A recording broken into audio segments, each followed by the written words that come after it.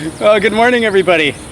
It's good to be out in the weather before it's extremely hot, but it's really hot. What are you doing to beat the heat these days, Chris? Yeah, not much. Air conditioning is a blessing.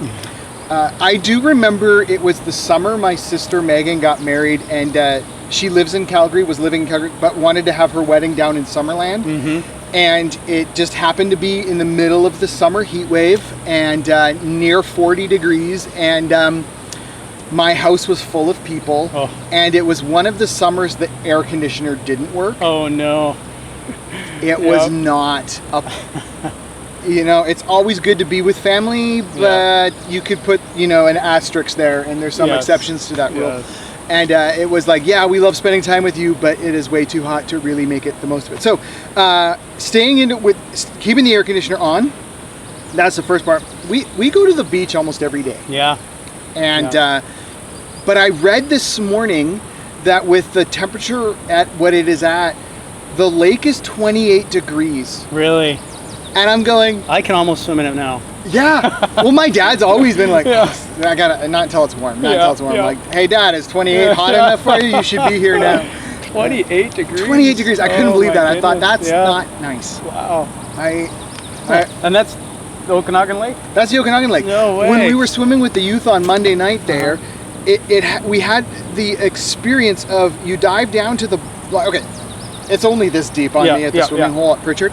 And we kind of dove down to the bottom, swam along the bottom of the lake for a bit, just because you could feel the water was colder. And then as I swam back to the surface, you could feel the water getting warmer as you go up through. And I just like, this is too much. This is not refreshing. Wow. Knowing that my house is 4 degrees colder inside than the lake. Yep. Oh, that's, this is our first experience with full air conditioning in the house. And it's awesome, but you forget how hot it is outside. You step outside, you're like, oh, okay, I see why people are going to the beach, but you're sitting inside, you're like, wow, why would I go to the beach, right? Like, it's nice. And now add to that, I got to just take this garbage bag out to the can. I don't need shoes. And just go running up on the toes. Oh, man, everything's cooking. So, what was it? Not last night, the night before, Monday night, I was out walking the dogs, and this guy comes down and he said, do you have power? And I wasn't really paying attention. I was just kind of praying in my head and I know Jesus. I've got power. Well, but I wasn't paying attention. Then I look around like, oh yeah, nobody has power. Oh, I wonder if I have power. I get up to my house. We do. So I was so grateful that we did. I felt really bad for the people that didn't, but it was only for a little bit. And then I think it was like 2 or 3 in the morning. Sure. I woke up to beep, beep, some stuff had to be turned off because it was on battery power. And my wife woke up and she's like, I got to go downstairs, because she's just, it hurts the hair. So we were so grateful when power was back on in the morning. So, so it really does make you count your blessings. Yeah, totally. Absolutely. So, but we also have some really exciting news. Yeah, speaking of air-conditioned places. Exactly. Well, the church was a cooling station for people. Which is building. Ironic because it took 3 days before the temperature in the offices finally came down to what's comfortable and what could be considered a cooling station. But and now they're not doing it anymore. No. But yes. But we're going to on Sunday morning. On Sunday morning. The public health order came out. We are allowed to have people return to the building, no restrictions. So we are, Chris and I and some others that are helping, are setting up the auditorium for Sunday morning. So we want to invite you to come. You do not need to register. You just come in. We will take your name and number at the door just so in case, but we are allowed in the building. So we are super excited about that. Yeah, and just so everyone knows, we are... If you just watch the announcement on Tuesday afternoon, they talk about indoor gatherings. Mm-hmm. Well, in what's released online in like more of a written. I'm tempted to say printed, but really it's just online written. That's a good word for it. It says that there's no restrictions on religious gatherings, and it specifically says size and all of that. So we're like, yes. Which means then we don't need to worry, like Jeff said, no pre-registration because there's no cap. We don't have to worry about what do we do if, that 100th person shows up. No, there's a seat for everyone. That's just, we are asked to still kind of keep some of the health, transmission, illness, or what's the word I'm looking for? Not quite the full safety plan, but just to kind of be mindful of how illness is spread and to do something about it. Yeah. And so there will be hand sanitizer when you come in. That's optional. There will be masks. They are also optional. It's suggested or recommended that if you've had no vaccination or only your first dose, or even if you've had your second but it hasn't been 14 days, it's recommended that you wear a mask, but not required. And so we know that has been a real struggle for some people in terms of going out. They find the masks uncomfortable, awkward. Some express that it's a challenge to breathe in them. Mine certainly is every time it's sweaty. Yes. I know. Going to the gym and wearing a mask, whatever. We get it. We know. We experience it too. Yeah. But so we're not going to be standing there spraying you down or asking you to wear a mask. It's just a recommendation. It's all about personal comfort. And we also know that some of you are just itching to be out. You don't feel threatened. You feel like it's safe to do so. But some people aren't there yet. And so, church, really what we're asking is a lot of patience and empathy with one another. Yeah. So that if you feel comfortable with being out in public settings, but someone's not quite there yet, we don't need any comments about why they're wearing a mask or about whether or not they're vaccinated.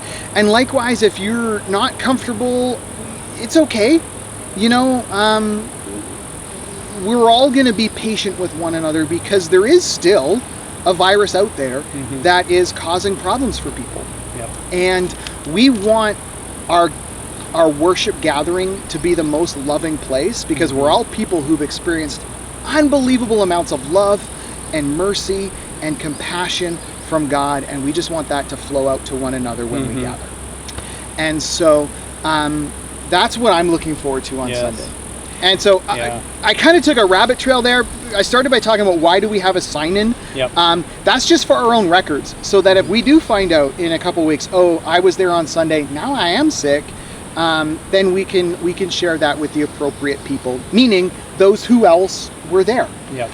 It's not for us to pass on to the government or anything like that. It's just for our own personal records, so that in the unlikely event, and I feel like extremely unlikely, but in the unlikely event that someone is there who is sick, then we've done what I feel is an appropriate step to help let others know. Yeah.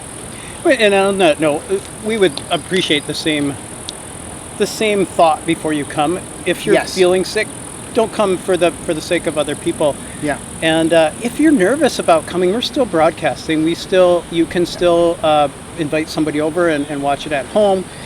We are just excited that now we can invite you to come and join us, and we can celebrate together and be together. And we want that to be a joyful, graceful, patient, all those things that you were saying, place.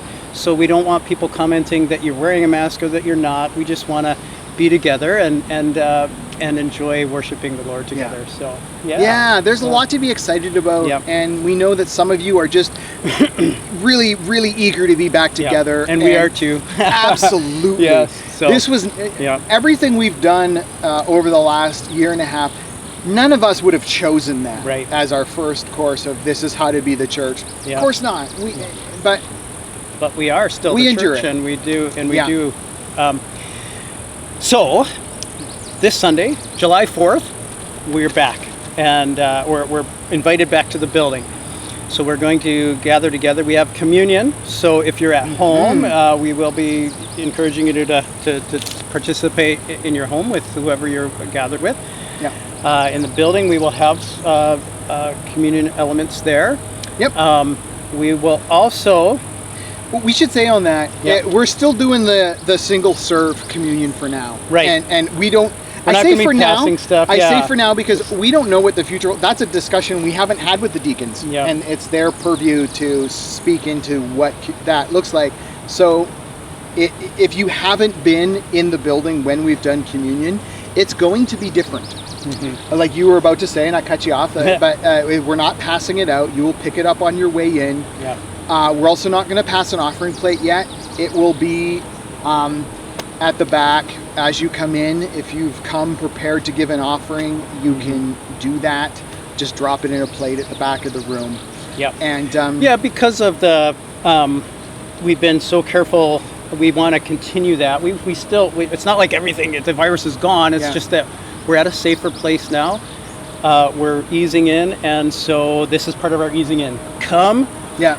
But we'll have your name and phone number. We will have the communion cups, and we'll have this place to give. But what I was going to say is July 4th is that's what's happening.